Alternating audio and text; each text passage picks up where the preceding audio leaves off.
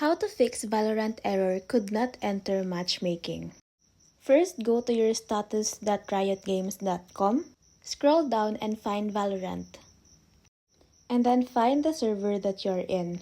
Now check if the Riot server is under maintenance. If not, then it's probably your internet.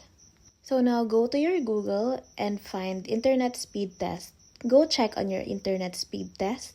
If it's slow, then it's probably the reason why you couldn't enter your matchmaking. Just try limiting your devices or restarting your internet. If it still doesn't work, try going to your settings and going to your network and internet. Click on advanced network settings and on your Ethernet, click more adapter options.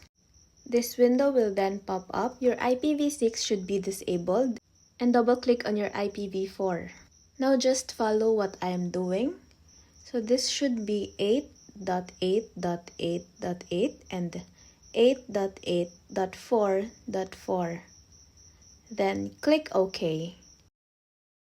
Now go try launching and playing the game again. Hope this helps.